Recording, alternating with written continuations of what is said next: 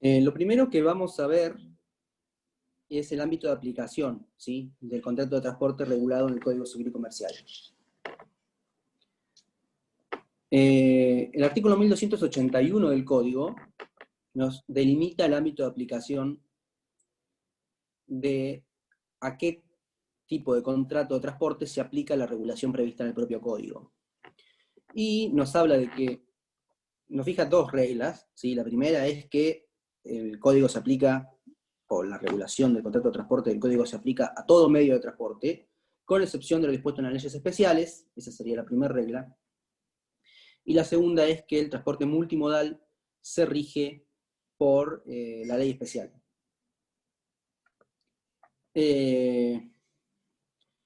Entonces, ¿a qué se aplica el Código?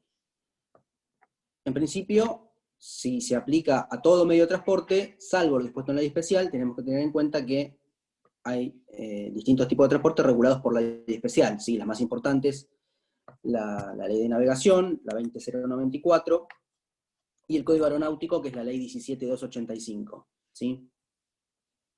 Es decir, que... Y después hay otras leyes especiales que rigen el transporte de energía, el transporte de hidrocarburos, que están regidas por leyes especiales. Tanto la ley de navegación en su artículo 1 como el Código Aeronáutico en su artículo 2 establecen que cuando no haya una norma prevista, o bien en la ley de navegación o bien en el Código Aeronáutico, se recurrirá a los principios del derecho común, ¿sí? Con lo cual, el orden de prelación normativa sería el siguiente: se aplicaría en primer lugar la ley especial y, en lo no previsto, el Código Civil y Comercial para navegación y para transporte aéreo, ¿sí? Con lo cual, el código nos queda aplicable solo al contrato de transporte terrestre, ¿sí?, ya sea por ruta o por ferrocarril, que no tienen legislación especial. La segunda regla, que nos habla de que el transporte multimodal se rige por ley especial, en principio parece ser diferente a la primera regla, ¿sí? Porque en la primera no se aplican, se aplica el código salvo lo dispuesto en la ley especial, es decir, la ley especial desplaza, y en la segunda directamente el código no se aplicaría, ¿sí? Se regiría exclusivamente por la ley especial, que la ley de transporte multimodal, ahora lo vemos rápidamente, es la 24921, ¿sí? Cualquier cosa me preguntan, ¿sí?, si hay algo que no llegan a notar.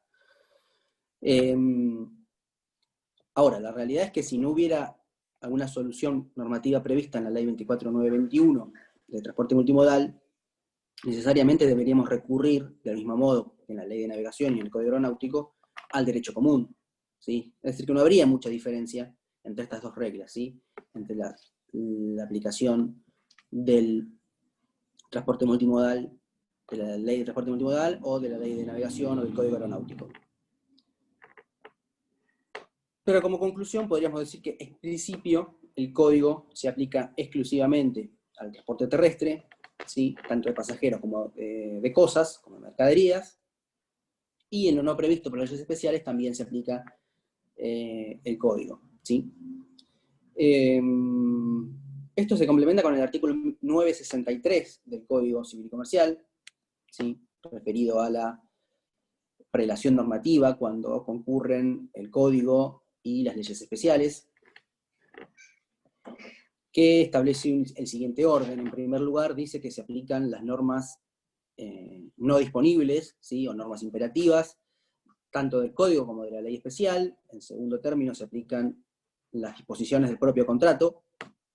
En tercer lugar, se aplican las normas disponibles o normas supletorias de la ley especial. Y en cuarto lugar, se aplican las normas supletorias o disponibles del código, ¿sí? El 963 es aplicable para cualquier legislación especial que regule una materia también regulada por el Código Civil y Comercial. En el caso en particular, también resulta aplicable para despejar dudas en cuanto a si aplicamos ley especial o el código, ¿sí? De todas maneras, en cada caso concreto habrá que interpretar qué norma se aplica. En principio, la ley, el transporte por buques se regula por la ley de navegación, y el transporte aéreo se regula por el Código Aeronáutico y el transporte terrestre por el Código Civil y Comercial, ¿sí? Ese sería como el principio. En cuanto al transporte multimodal, ¿qué es el transporte multimodal? El transporte multimodal está definido en la ley 24921, como decíamos recién, y establece algunos requisitos. A ver qué hay en el chat. A ver, sí, que alguien contestó 17, creo que es la 17, y que unidades entran, entraba hasta la unidad 6 y se agregó transporte, y si no me equivoco se agregó garantías. Si ustedes están de acuerdo con eso. Estoy bien informado. Sí. Decía, el transporte multimodal, ley 24921, y establece en su artículo 2 una definición de transporte multimodal que establece ciertos requisitos para que se configure un transporte multimodal. Lo primero que nos dice es que se deben dar o combinar al menos 2 medios de transporte diferentes, ¿sí? Al menos 2. Terrestre y barco, terrestre y avión, avión y barco, terrestre por camión y terrestre por ferrocarril. Y hay un único operador. Disculpe, ¿Sí? doctor. Sí. Soy Cata, soy del centro de estudiantes. Le quería avisar que ya le pasé el host por si quiere compartir pantalla y que ya liberé la sala de espera. Así Perfecto, gracias. Seguir con la clase.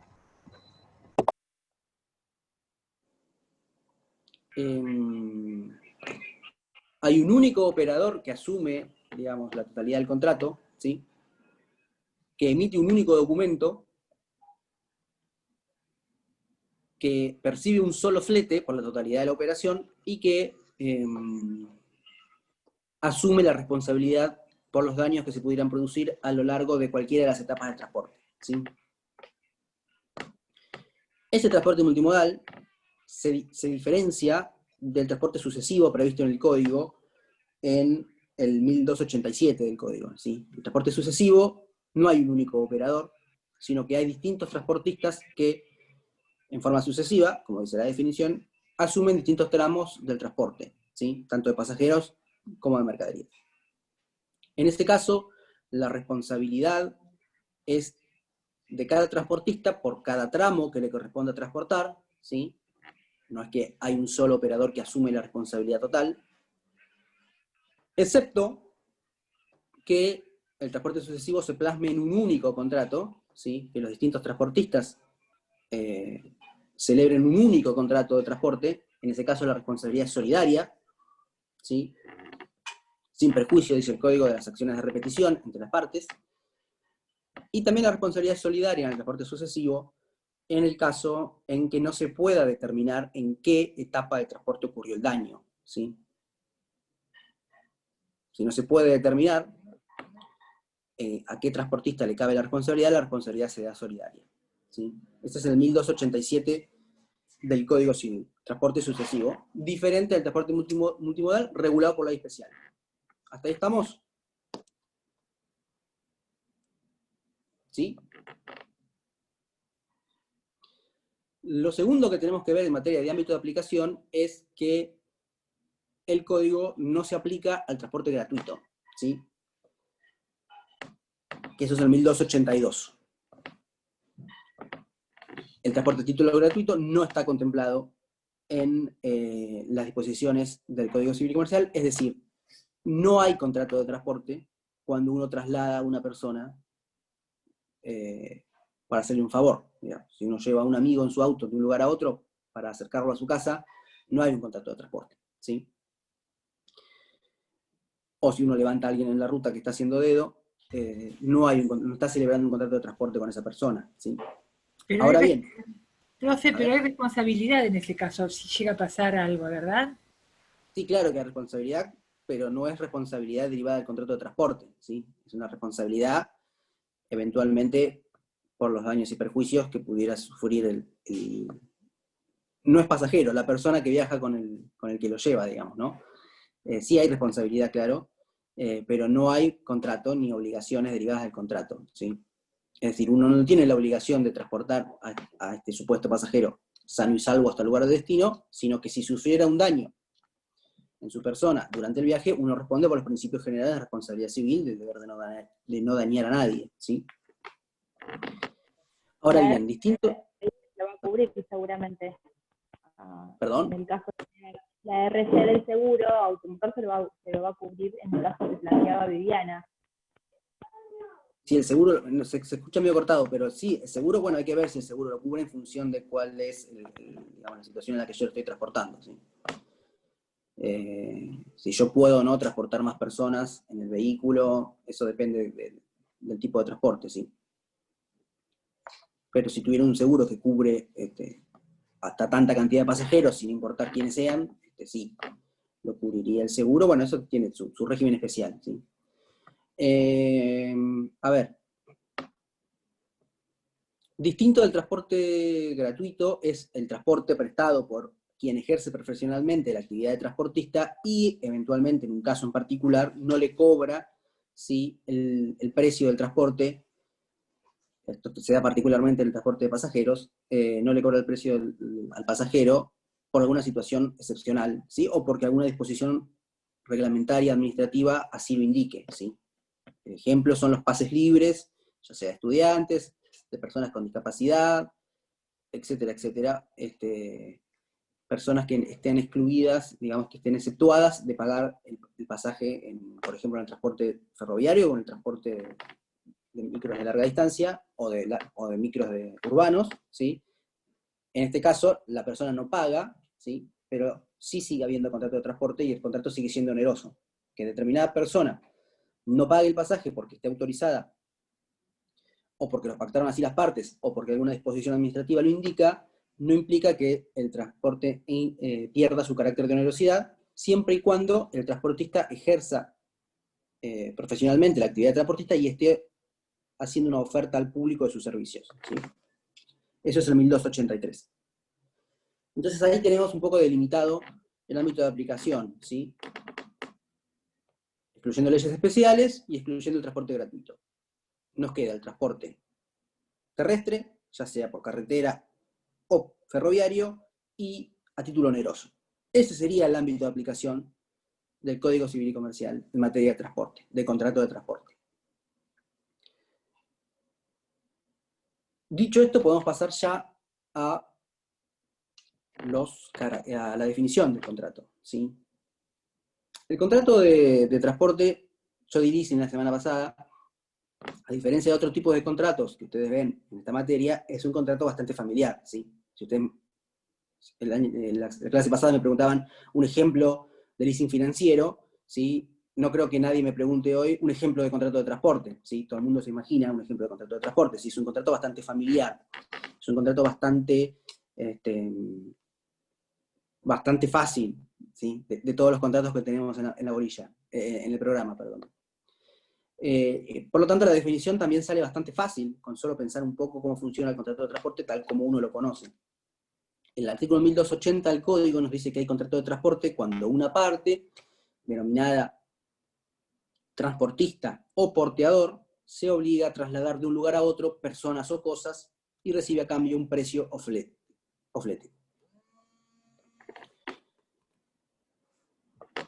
De la definición nos surgen las partes del contrato, ¿sí? Transportista o porteador, dice, la palabra transportista se utiliza en general para el transporte de personas y la palabra porteador para el transporte de cosas o mercaderías. Y, no merece mayor explicación, cargador se utiliza para el transporte de carga y pasajero para el transporte de pasajeros, ¿sí?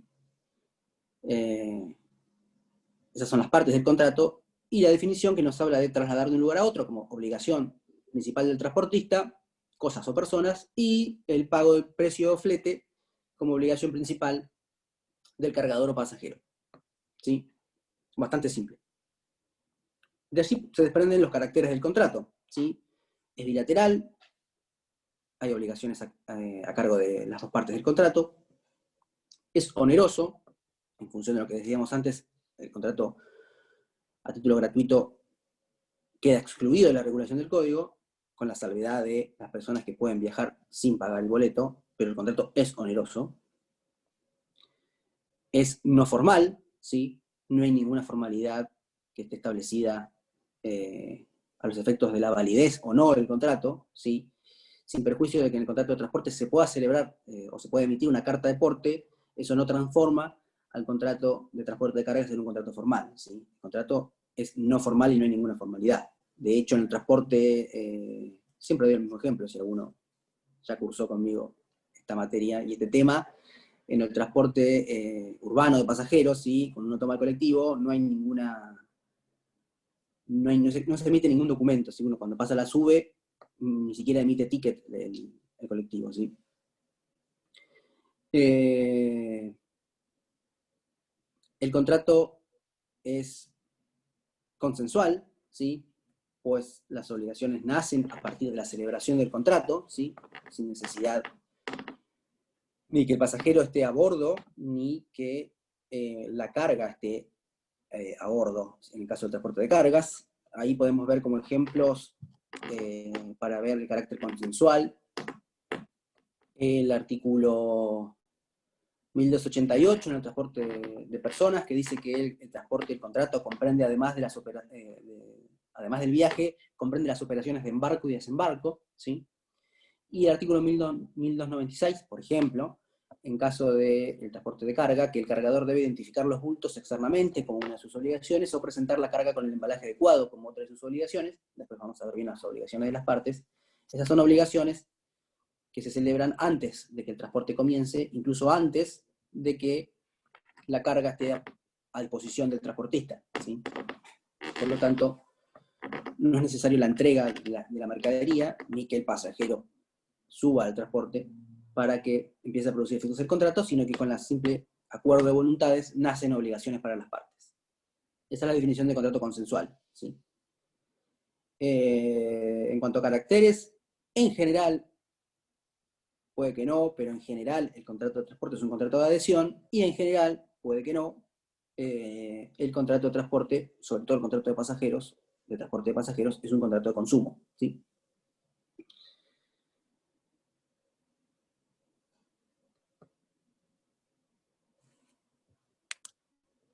Eso en cuanto a los caracteres, ¿sí?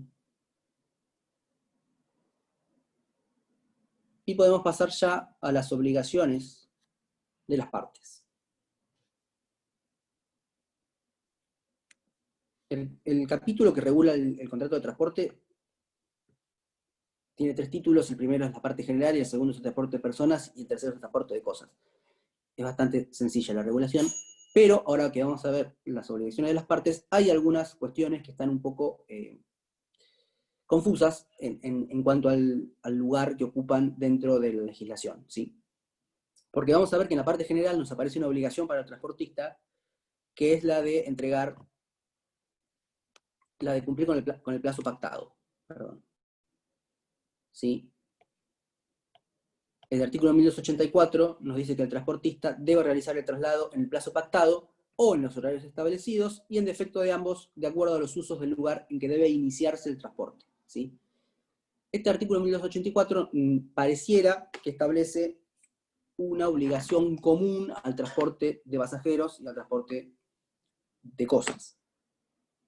Ahora, cuando vemos el 1285, el artículo que le sigue, que establece una sanción por el incumplimiento de la entrega dentro del plazo pactado, nos dice que, producido el retraso en el traslado de las cosas transportadas, si el transportista no prueba la causa ajena, pierde una parte del flete proporcional al retraso. De modo tal que si pierde el total del tiempo, que si tarda el doble, pierde la totalidad del flete. Básicamente ese es el principio. El 1285 nos habla de la carga transportada y nos habla del flete, ¿sí? Con lo cual pareciera que está hablando del contrato de transporte de cosas únicamente, o transporte de mercaderías, y no del contrato de transporte de pasajeros, sin perjuicio de que esté ubicado en la parte general. Bien. Como una primera obligación genérica para el transportista, ¿sí? Con la salvedad de que pareciera estar orientada al transporte de cosas, ¿sí? Pero está incluido en la parte general. Y luego sí el código divide transporte de cosas y transporte de personas. En el transporte de... vamos a ver primero cosas, ¿sí? También acá hay un criterio un tanto arbitrario, vamos a decirlo así, del legislador en su modo de describir las obligaciones. En el transporte de cargas, las obligaciones del cargador están establecidas todas en un mismo artículo, ¿sí? En el artículo 1296, y nos dice que las obligaciones del cargador son declarar el contenido de la carga, una obligación, es decir qué llevo, qué voy a transportar. 2, identificar los bultos externamente, eso es a cargo del cargador, para la redundancia. 3, presentar la carga con el embalaje adecuado, ¿sí? 4, indicar el destino y el destinatario. 5, entregar al transportista la documentación requerida para realizar el transporte. En el caso de que esa documentación sea necesaria, ¿sí? Si uno necesitará permisos especiales, como puede ser el transporte de sustancias peligrosas, el transporte de ganado, el transporte de combustible, etcétera, etcétera, uno necesita determinados permisos que el cargador debe entregar al transportista para que se pueda realizar ese transporte. Como decimos, están todas juntas las obligaciones enumeradas en el artículo 1296. Las obligaciones del cargador. Ahora bien, las obligaciones del transportista no están enumeradas en un solo artículo, sino que están dispersas en 3 artículos del código, que son el 1305, el 1306 y el 1307. El artículo 1305 nos habla de la obligación de poner la carga a disposición del destinatario en el lugar, en el plazo y con las modalidades convenidas. Fácil, la primera obligación, recuerden la definición, trasladar de un lugar a otro.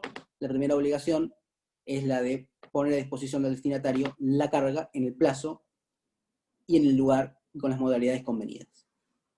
El 1306 nos suma la obligación de entregar la carga en el mismo estado en que la recibió. Es decir, no alcanza con cumplir con las obligaciones del contrato para que yo ponga a disposición la carga al destinatario, sino que la carga la debo poner al destinatario en las mismas condiciones en que la recibí. Es decir, sin daños, sin deterioro.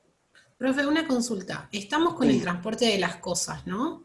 Sí. Entonces, ¿por qué habla de obligaciones del cargador y obligación del transportista? ¿O no se supone que cargador es el que transporta cosas y transportista personas? Sí. En el caso del transporte de cosas, se puede usar indistintamente transportista o porteador. Ah, ok. ¿Sí? Seguimos en cosas, entonces. Sí, seguimos en cosas. Ah, ok, ok. Sí, la diferencia está bien clara en el otro sujeto del contrato, que es el pasajero y el cargador, ¿sí? Ahí sí estaría mal hablar de cargador en el contrato de pasajeros o de pasajero en el contrato de carga. Ahora, transportista y porteador, también está mal hablar de porteador en el transporte de pasajeros, pero transportista sería válido para los dos, ¿sí? Porque en definitiva uno le denomina transportista en los dos tipos de contratos, ¿sí? También se puede utilizar la palabra porteador. Entonces, si quieren, las obligaciones del porteador son las que estamos viendo, ¿sí? Decía entregar la carga en el mismo estado en que se recibió. Y la tercera obligación es la de, en el caso en el que sugieran demoras o impedimentos para cumplir con las obligaciones anteriormente señaladas, es la obligación de informar inmediatamente al cargador y pedirle instrucciones, ¿sí? Ejemplo, la ruta está cerrada, por alguna cuestión climatológica o por alguna cuestión de fuerza mayor, no voy a cumplir con la obligación de entregar en el plazo pactado. Puede ser que la mercadería sea perecedera y que yo necesite entregarla dentro del plazo, porque si no la mercadería, por ejemplo, si transporto ganado o lo que sea, puede haber alguna alteración sustancial en el cumplimiento del contrato por la no entrega dentro del plazo,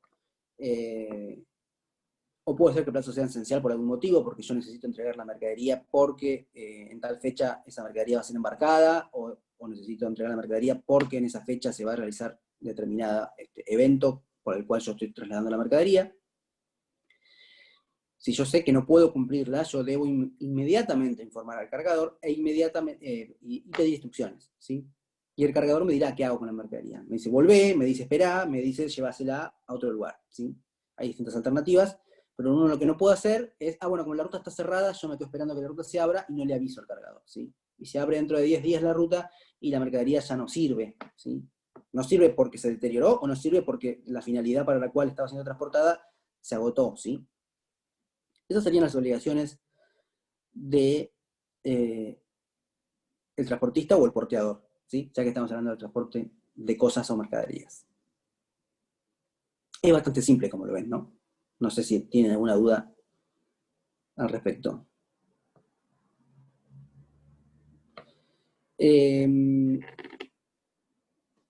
Si quieren pasamos a las obligaciones de las partes en el contrato de transporte de pasajeros, ¿sí? Y comenzamos por las obligaciones del pasajero, ¿sí? Acá hay otro criterio del legislador, ¿sí? Recuerden, las obligaciones del cargador están todas en un solo artículo, las obligaciones del porteador están en 3 artículos distintos, y en el contrato de pasajeros hay 2 artículos, uno que nos habla de transporte, de las obligaciones del transportista, ¿sí? Y otro que nos habla de las obligaciones del pasajero. Pero en este caso ya nos pone incisos, ¿sí? En el 1286, perdón, en el 1296 no había incisos, sino que estaban con coma separadas las obligaciones. Acá, en el 1289 y en el 1290, que son las que fijan las obligaciones del transportista y del pasajero, nos establece ya incisos, ¿sí? Por lo cual todavía es más fácil seguir cuáles son las obligaciones de las partes. El 1289 nos habla de las obligaciones del transportista y nos habla de proveerle el lugar para viajar que sea convenido o el disponible reglamentariamente, ¿sí? Es bastante sencillo, ¿sí? Si uno saca un pasaje y tiene un asiento asignado, deben asignarle ese asiento. Si uno no tiene un asiento asignado, deben asignarle un asiento, cualquiera sea. Y si uno viaja en un transporte donde se habilita a no viajar necesariamente sentado, deben proveerle el lugar para que viaje, ¿sí? El segundo inciso, inciso B, trasladarlo al lugar convenido, ¿sí? La obligación, digámoslo así, prestación característica del contrato, trasladar de un lugar a otro a la persona. Inciso C, garantizar su seguridad, lo mismo con el transporte de cargas, no basta con trasladarlo en el plazo pactado, sino que llegue en el mismo estado en que se recibió, como dice la carga, el pasajero debe llegar al mismo estado en que recibió, ¿sí? Debe garantizar su seguridad, dice el código, ¿sí? Tanto física como material, ¿sí? Y debe a su vez llevar su equipaje como cuarta obligación, y ahora vamos a ver luego con detalle, con un poco más de detalle, el tema del equipaje. Las obligaciones del pasajero, por su parte, en el artículo 1290, son las siguientes. Pagar el precio pactado, ¿sí? La prestación característica del contrato, pagar el precio. Recuerden la definición. El transportista se obliga a trasladar de un lugar a otro, en este caso una persona. El pasajero se obliga a pagar un precio por ese contrato. Presentarse en el lugar y momentos convenidos para iniciar el viaje, ¿sí? Si yo no estoy en el horario en que el micro sale o el tren sale, el micro y el tren se van, ¿sí? No me van a esperar y eso no obliga, es una responsabilidad del pasajero. Cumplir con las disposiciones administrativas, observar los reglamentos establecidos por el transportista para el mejor orden durante el viaje y obedecer las órdenes del porteador. Acá sí que está mal puesto en el artículo del código la palabra porteador, está en el contrato de transporte de pasajeros, no debería decir porteador. O de sus representantes impartidas con la misma finalidad. Acá, en el inciso C, de lo que está hablando, es de cumplir con ciertas obligaciones que tienen que ver con usar el cinturón de seguridad, no fumar, no viajar parado si tengo que viajar sentado, etcétera, etcétera, ¿sí? Distintas obligaciones de tipo administrativo que debo cumplir, ¿sí? Y que soy pasible de alguna sanción en caso de que yo no las cumpla.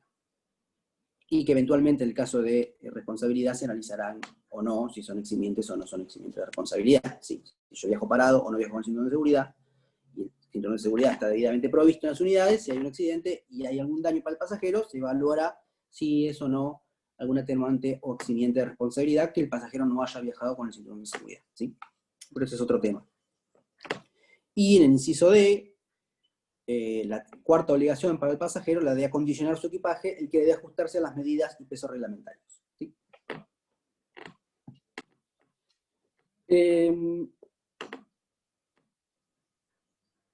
Establecidas... Yo le quiero hacer una pregunta. ¿Sí? Sí, capaz que nada que ver, ¿no?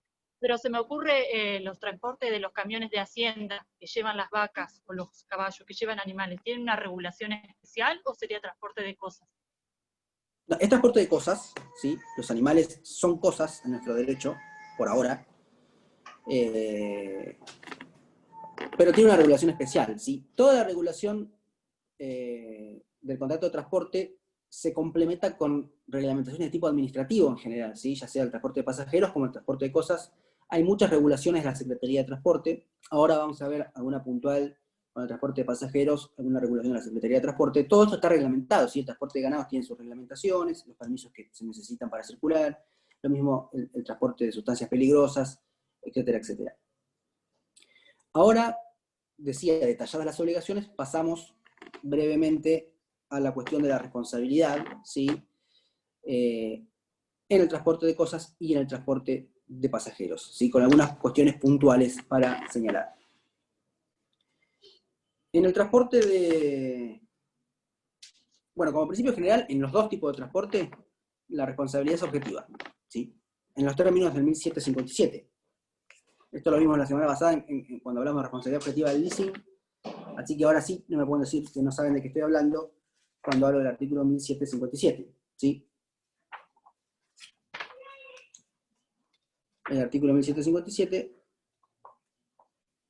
es el que habla de el daño causado por el riesgo o vicio de la cosa, o con cosas riesgosas, o por actividades riesgosas, ¿sí? ¿Se acuerdan? Y ahí nos dice que la responsabilidad es objetiva, ¿sí? Y que solo se puede eximir el dueño o guardián de la cosa probando causa ajena.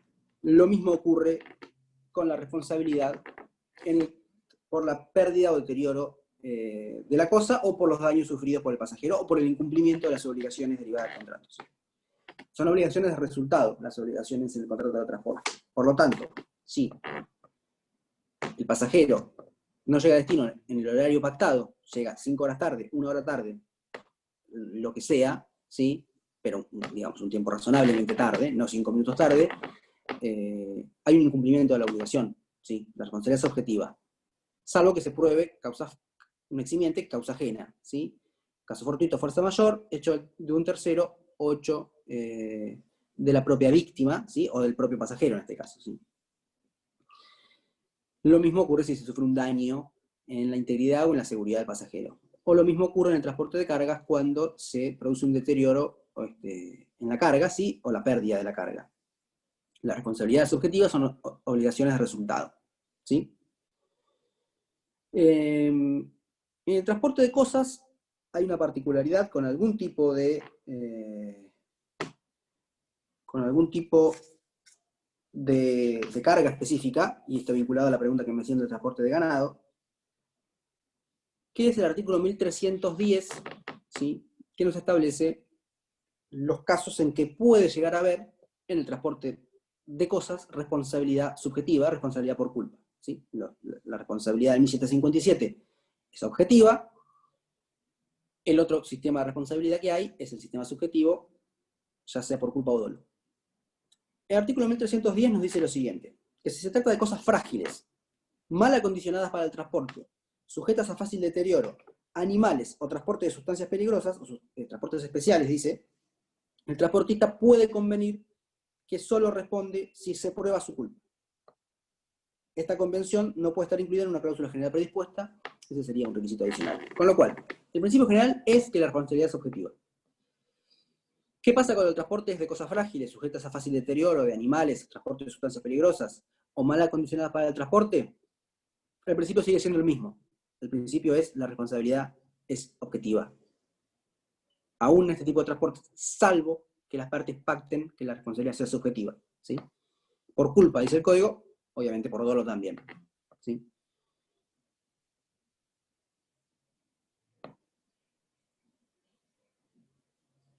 Entonces, el contrato de transporte y la responsabilidad es objetiva. Si las partes Profe, pactan... disculpe. Sí, ¿En qué artículo está esto? 1310. Gracias. Profe, esto puede ser cuando a veces lees el pasaje o algo y dice la empresa no se responsabiliza por la rotura de elementos frágiles o mal empaquetados. ¿Es eso lo que sería esto de pactar de antemano que la responsabilidad es subjetiva? No, a ver, primero estamos hablando del transporte de cosas, ¿sí? Sí, por eso. Supongo que te referís a las encomiendas. Claro. A ver, O a acá mi valija. no, pero la valija es en el transporte de pasajeros, tiene un régimen distinto. Ah, no sabía eso. Ahora lo vamos a ver, ¿sí? Es similar porque el principio general es que se le aplica al equipaje el régimen de responsabilidad de las cosas, pero tiene una salvedad, ¿sí? Pero en el transporte de cosas, por ejemplo, encomiendas, a ver, recordemos que la obligación del pasajero es acondicionar la carga para el transporte, ¿sí? Con lo cual ahí en principio, si la carga no está condicionada en condiciones, ahí habría un incumplimiento de la obligación del cargador, ¿sí? Con lo cual no habría responsabilidad del transportista o del porteador, ¿sí? Pero en el caso concreto debería probarse, ¿sí? En el caso que estamos viendo ahora es la carga, digamos, el cargador cumplió con sus obligaciones, ¿sí? En el caso del ganado, por ejemplo, yo cumplí con mis obligaciones, pero de todas maneras esa carga sufre algún daño, ¿sí? Por ejemplo, un animal muere o los animales se enferman. En ese caso, la responsabilidad en principio es objetiva, y si los animales se mueren o se enferman, ¿sí? Debería responder el porteador, el transportista, pero se puede pactar que el transportista, o que mejor dicho, que el cargador deba probar la culpa del transportista para poder responsabilizarlo, ¿sí? Porque podría ser que los animales se enfermen por una causa ajena a la actividad del transportista, ¿sí? Pero eso debe estar pactado. Si no está pactado, los animales llegan muertos, es responsable el transportista, no importa la causa. Bueno, a ver, salvo que pruebe, caso fortuito, fuerza mayor, culpa de la propia víctima o de un tercero por quien no deba responder, ¿sí? Más o menos ahí está claro el panorama en cuanto al régimen de responsabilidad por las cosas frágiles, ganado o sustancias especiales, ¿sí? O sujetas a fácil deterioro. La responsabilidad, el principio general es el mismo, la responsabilidad es objetiva, las partes pueden pactar que la responsabilidad sea por culpa, ¿sí? Ahora, las partes pueden pactar que la responsabilidad sea por culpa solo en este tipo de mercaderías. En el resto de las mercaderías, aún que las partes pacten, ¿sí?, que la responsabilidad es por culpa, esta cláusula se tiene por no escrita, digamos. No pueden pactar responsabilidad por culpa en el contrato de transporte de cosas en el resto de las mercaderías, que no son estas frágiles, sujetas a fácil deterioro, ganado o transportes especiales, que serían sustancias peligrosas, ¿sí? En cuanto a la responsabilidad de transporte de cargas, por ahora lo único que nos va a interesar es eso. Esa excepción, es decir, el principio general, responsabilidad objetiva, y esa excepción de la responsabilidad por culpa. Y ahora sí pasamos a la responsabilidad sobre el equipaje en el transporte de pasajeros, ¿sí?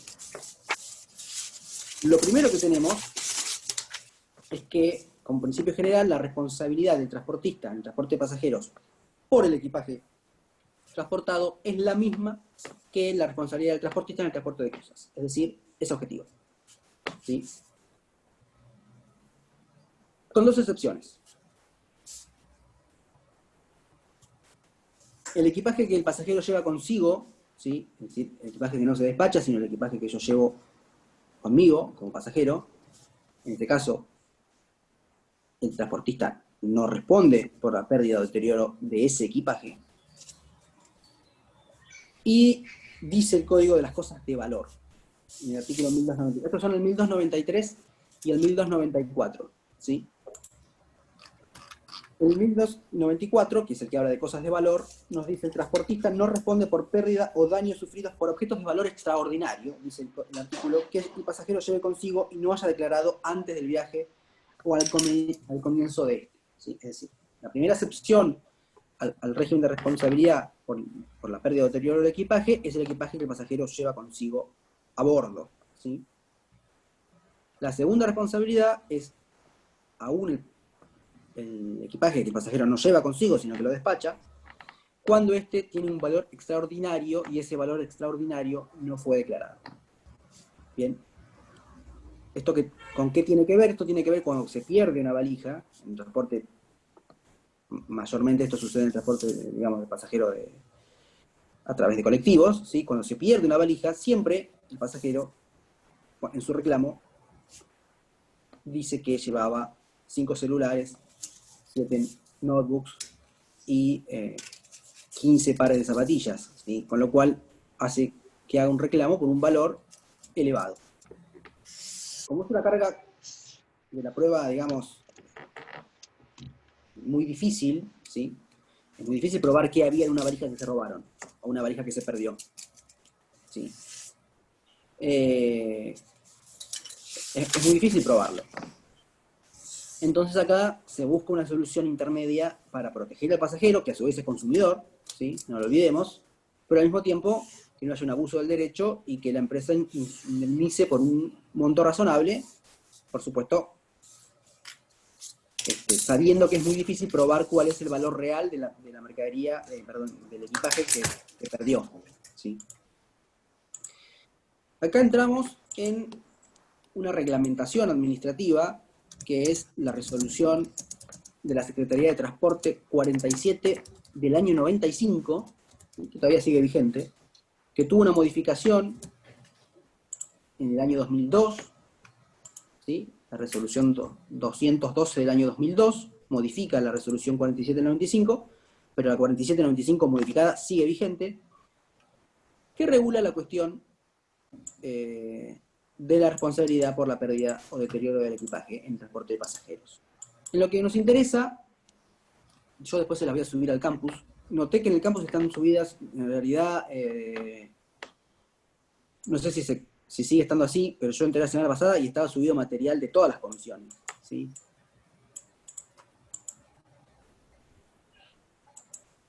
¿Me escuchan? ¿Se cortó esto? Se escucha, profe. Sí, sí, te escucho. Solo que la 17 no está subido nada de esta unidad de transporte. Perdón, se me cortó. ¿Cómo? No, que la 17 no está subida. Bueno, ahora lo vamos a chequear, pero además de lo que ya debería estar subido, les voy a subir esa resolución, ¿sí? 4795 de la Secretaría de Transporte de la Nación. No, les decía que creo que están subidas material de todas las comisiones, ¿sí? No solo de nuestra comisión, como estaba el cuatrimestre pasado. Pero no importa, eso a título anecdótico. Esta resolución, en el artículo 6, que es el que nos interesa ahora, nos habla de una tarifa, ¿sí? Que se fija para el caso de pérdida del equipaje. Se fija un monto fijo, ¿sí? Que es el máximo que va a cubrir la empresa de transporte en caso de pérdida del equipaje. O proporcionalmente, en caso de deterioro, es proporcional con un tope máximo, que es el tope máximo por... ¿Qué ley, profe, perdón? Es la resolución 47 del 95, es decir, número 47 del año 1995. No sé si habían nacido alguno de ustedes, creo que no. No. 47 de 1995 de la Secretaría de Transporte de la Nación. Gracias. Y en su artículo 6, inciso B, nos dice que en caso de pérdida del equipaje, la indemnización será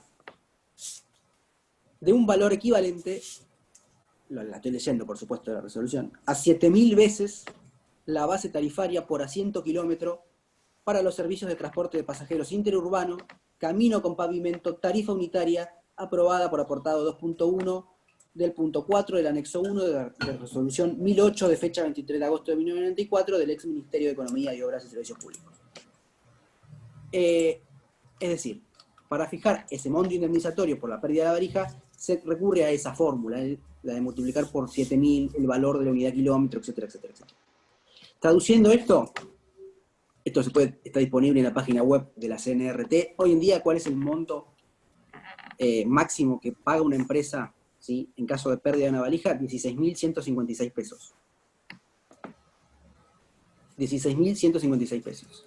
Con lo cual, si uno transportara en su equipaje objetos por un valor mayor a 16.156 pesos, debería tener la obligación de denunciar que transporta un valor extraordinario.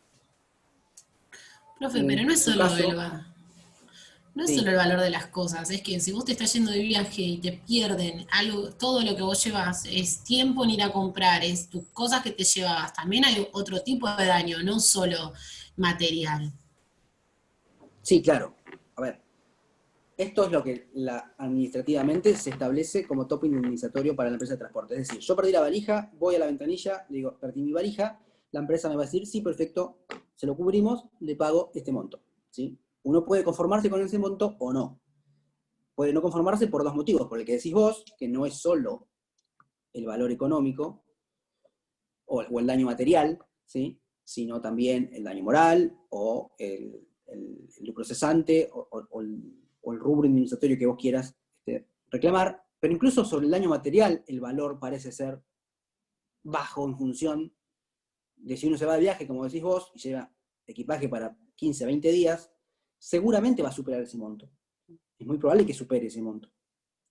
Con lo cual, a uno le va a quedar más remedio que iniciar una acción de daños y perjuicios contra la empresa, y ahí entrar en el terreno de las presunciones probatorias y decir, yo llevaba,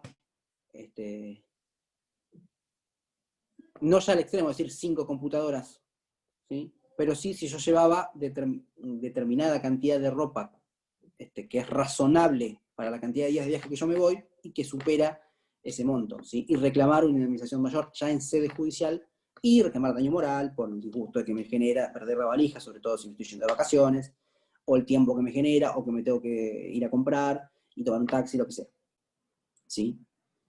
Eso en lo que es responsabilidad por la pérdida o deterioro del equipaje en el transporte de pasajeros. Profe, una última pregunta. Sí. Viste que ha pasado, conozco, que durante 2 días te pierden el equipaje. O Sí. sea, te lo pierden parcialmente. ¿Esos 2 días también hay algún tipo así de responsabilidad o de dinero? Porque hay gente que realmente está 2 días con la misma ropa hasta que le encuentran la valija. Sí, ese es ese es el tope máximo, ¿sí? Siempre hablando de esta resolución. Dentro de ese tope, la empresa podría acceder a abonar un monto inferior, digamos. Por supuesto que uno, si no está de acuerdo, es decir, le podrían pagar 1.500 pesos, por decir, te perdimos la valija 2 días. ¿Sí? Por supuesto que uno, si no está de acuerdo, uno podría reclamar nuevamente judicialmente por daños y perjuicios por los daños que me causó estar 2 días con la misma ropa, o tener que comprar ropa, salir a comprar ropa y gastar un dinero que no tenía pensado gastar para poder estar 2 días con ropa distinta, ¿sí?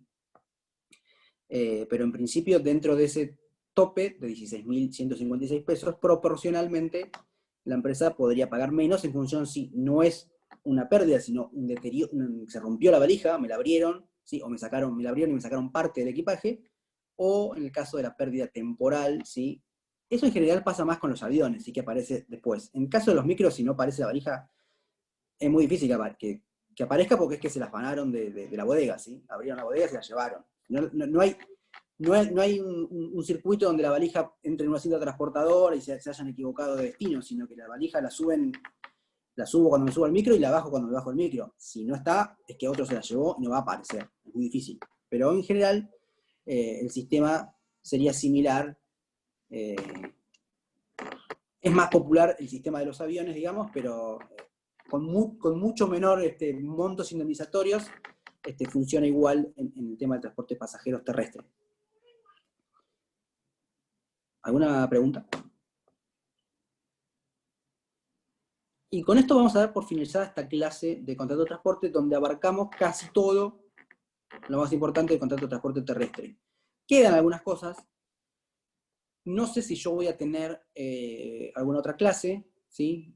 Calculo que sí, y ahí vamos a completar lo que quede de contrato de transporte, porque nos queda el tema de la carta de porte en el contrato de transporte, pero yo, si empiezo ahora con carta de porte, ustedes ya están un poquito cansados de escucharme, así que prefiero tratarlo bien en otra clase, o en su defecto indicarles algún lugar, alguna literatura para leerlo, y nos quedaría trabajar, si hay tiempo, las cuestiones de la responsabilidad por los daños sufridos por el pasajero, ¿sí? Ya en su seguridad, en su integridad física, en el contrato de transporte, ¿sí? que hay algunos fallos que ya están subidos al campus, por si los quieren ir leyendo. Eso no sé, ya sería más complementaria, ¿sí? La lectura de esos fallos, pero es interesante. Y con eso ya sí cerraríamos la bolilla de contrato de transporte. Así que por mi parte, esto ha sido todo por hoy. Si tienen alguna pregunta, es el momento. Bueno, por ahora nada. Muchas gracias. Bueno, da. Bien. Sí. Sí. ¿Alguien me habló? No. No, ninguna pregunta, dije, por eso escucho más. Ah, perfecto. Listo, chicos. Entonces nos vemos, y chicas, nos vemos próximamente. Gracias. Gracias, hasta luego. Ah, profe.